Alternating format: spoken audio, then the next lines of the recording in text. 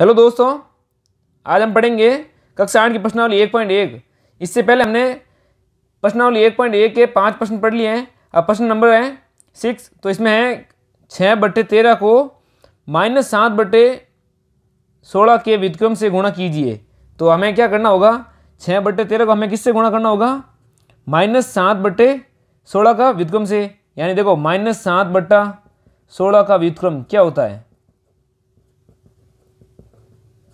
-7/16 का व्युत्क्रम होगा इसका उल्टा, क्योंकि -7/16 को हम ऐसी किस संख्या से गुणा करवाएं ताकि वो वापस 1 बन जाए। तो ये हो जाएगा 16/-7। तो ये आपस में कट जाएगा 7 से -7 और ये 16 से 16 कट जाएगा, तो हमारा आंसर 1 आ जाएगा। तो -7/16 का व्युत्क्रम क्या हो जाएगा, 16/-7। तो मैं यहाँ पर 6/13 को 16/-7 से गुणा करवा देता हूँ। अब जो कट रहा है उसे काट दे, वरना ऊपर वाली संख्या को ऊपर वाली संख्या से गुणा कर देते हैं तथा नीचे वाली संख्या को नीचे वाली संख्या से गुणा कर देंगे। यहाँ पे कोई नहीं कट रहा है तो हम गुणा कर देंगे 6 को 16 से, और नीचे संख्या है हमारे पास 13 × -7। तो आपस में गुणा करवाने पर 6 को 16 से गुणा करवाने पर क्या आ जाएगा हमारे पास 96 बट्टे में 13 को -7 से गुणा करेंगे तो आ जाएगा हमारे पास -91। तो ये जो माइनस है हम ऊपर भी लिख सकते हैं, इसका आंसर ये हो जाएगा हमारे पास 96/91। ये हमारा आंसर हो जाएगा। अब हम आगे करेंगे प्रश्न नंबर 7। तो अब हम करते हैं प्रश्न नंबर 7।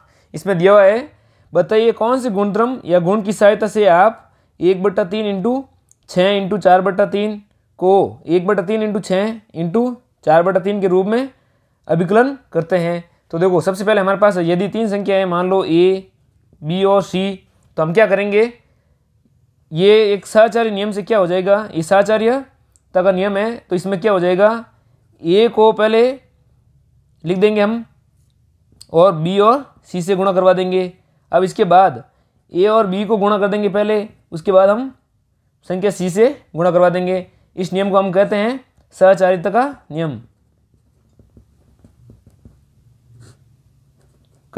नियम। इसमें भी देखो ऐसे ही दिया हुआ है। ये जो पहली संख्या है हमारे पास 1/3 दी हुई है हमारे पास पहली संख्या। उसके बाद संख्या दी हुई है 6 × 4/3 और बराबर में हमारे पास है 1/3 × 6 × 4/3। तो पहले यहाँ पे कोष्टक है, उसके बाद यहाँ पे कोष्टक है, यानी ये A है हमारे पास, ये B है और ये संख्या C है। अब हमारे पास ये भी A है, ये B है और ये C है। तो देखो पहले A और B और C को गुणा किया, फिर बाद में A से गुणा करवा दिया। अब A और B को पहले गुणा करवा दिया, इसके बाद C से गुणा करवा दिया। तो ये सहचार्यता का नियम होता है। तो अब हम करते हैं प्रश्न नंबर 8।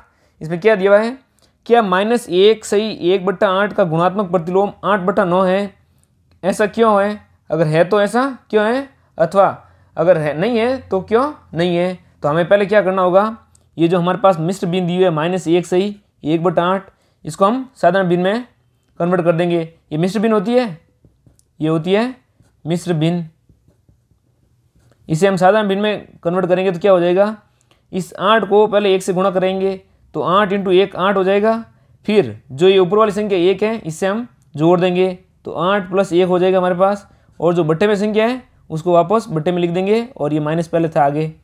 अब ये क्या हो जाएगा, 9 हो जाएगा माइनस का और बट्टे में 8 हो जाएगा। तो अब इसका गुणात्मक प्रतिलोम क्या होगा, गुणात्मक प्रतिलोम क्या होता है, -9/8 का गुणात्मक प्रतिलोम।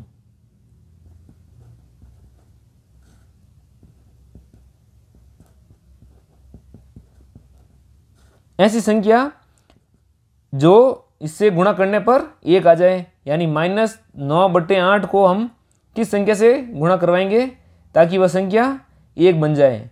तो माइनस है तो यहाँ पर भी माइनस आना चाहिए, तभी माइनस × माइनस प्लस हो जाएगा, हमें प्लस का 1 चाहिए। अब हमें क्या करना होगा, इस संख्या को उल्टा लिखना होगा। तो ये हो जाएगा 8/9, यानी -9/8 का गुणात्मक प्रतिलोम क्या हो जाएगा, -8/9 हो जाएगा। तो यहाँ पे हम लिख देंगे -9/8 का गुणात्मक प्रतिलोम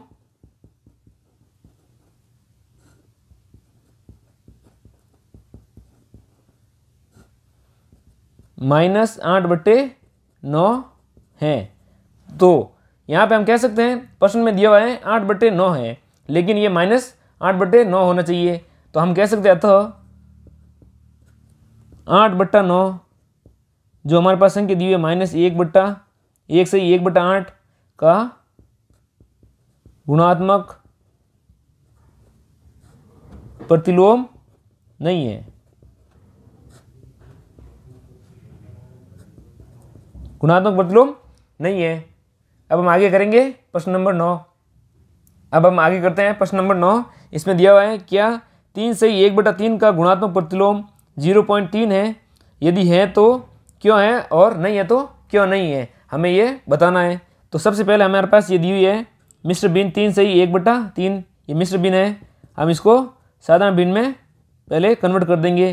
तो इसका साधारण भिन्न क्या हो जाएगा, 3 को पहले 3 से गुणा करवाना है, 3 को 3 से गुणा करवाएंगे, फिर बाद में ये 1 जोड़ देंगे और बट्टे में जो संख्या दी हुई है वो संख्या वापस लिख देनी है। तो ये हो जाएगा 9 + 1/3, यानी ये 10/3 हो गया हमारे पास साधारण भिन्न। अब साधारण भिन्न हमारे पास है 10/3। 10/3 का गुणात्मक प्रतिलोम क्या होता है, 10/3 का गुणात्मक प्रतिलोम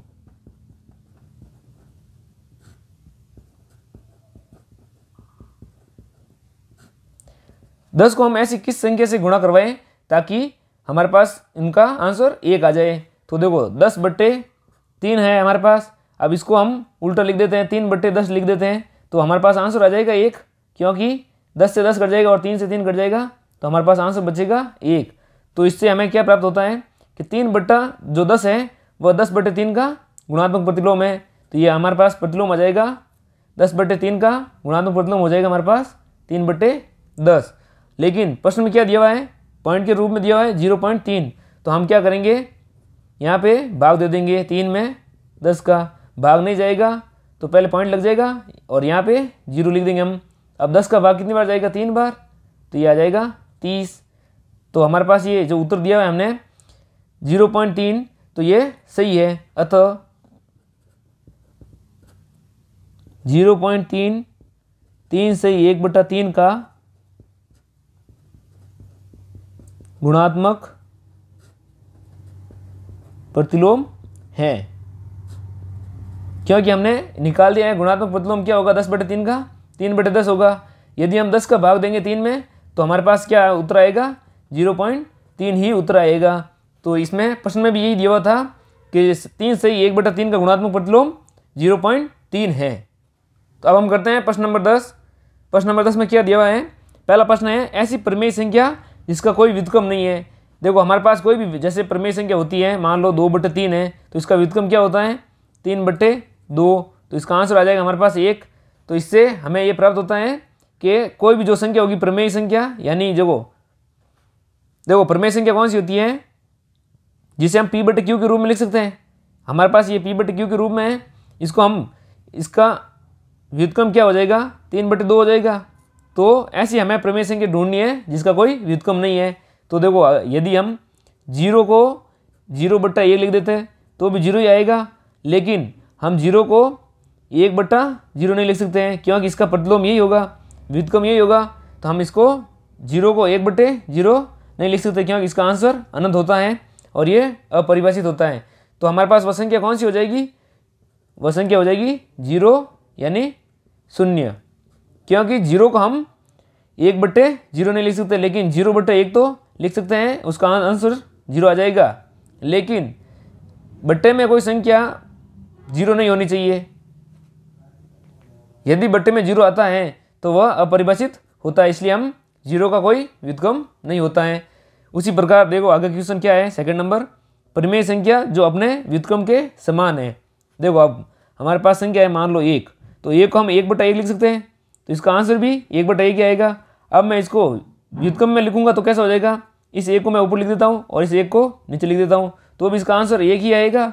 तो हमारे पास एक संख्या तो हो गई 1 एवं दूसरी संख्या है हमारे पास जैसे -1/1 लिखा हुआ मैंने।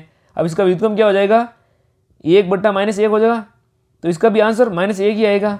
तो वह दो संख्या हो जाएगी 1 व -1 ऐसी संख्या है जिनके व्युत्क्रम समान है। जैसे देखो इसका भी आंसर -1 ही आएगा, इसका भी आंसर -1 ही आएगा, और दोनों के व्युत्क्रम के आपस में आंसर -1 ही आ रहा है, और यहाँ पर भी देखो इसका आंसर 1 ही आएगा, 1/1 1 ही होता है और 1/1 1 ही होता है। तो इनका व्युत्क्रम भी करेंगे तो भी हमारे पास वही संख्या आएगी, यानी 1 व -1 वह संख्याएँ हैं। परिमेय संख्या जो अपने ऋणात्मक के समान है, तीसरा प्रश्न है। अब तीसरा प्रश्न दिया हुआ है परिमेय संख्या जो अपने ऋणात्मक के समान है। ऐसी परिमेय संख्या हमें बतानी है जो अपने ऋणात्मक के बराबर है। देखो 0 को हम -0 लिखेंगे तो ये 0 ही होगा, और +0 लिखेंगे तब भी 0 ही होगा। तो क्योंकि 0 के सामने कोई चिन्ह नहीं लिखते हैं तो वह संख्या क्या हो जाएगी हमारे पास 0, यानी वह संख्या 0 है, जिसका ऋणात्मक भी उसके समान ही होता है। बाकी -1 का और 1 का इनका मान बराबर नहीं होता है। यदि मैं 2 लिख दूं और -2 लिख दूं तो इनका मान भी बराबर नहीं होता है। तो 0 का ऋणात्मक भी 0 के बराबर ही होता है, तो वह संख्या 0 हो जाएगी। ठीक है, तो अब हम पढ़ते हैं आगे प्रश्न नंबर 11, जिसमें दिया हुआ है रिक्त स्थानों की पूर्ति कीजिए। सबसे पहला क्या दिया हुआ है, 0 का व्युत्क्रम अभी हमने पढ़ा है नहीं होता है, तो यहाँ पे आ जाएगा हमारे पास 0 का व्युत्क्रम नहीं होता है। संख्या डैश तथा डैश स्वयं के व्युत्क्रम हैं। अभी हमने पढ़ा था 1 और -1 अपने व्युत्क्रम के बराबर होती है, क्योंकि 1/1 हो जाएगा, उसका व्युत्क्रम 1/1 ही होगा और इसका आंसर आ जाएगा 1।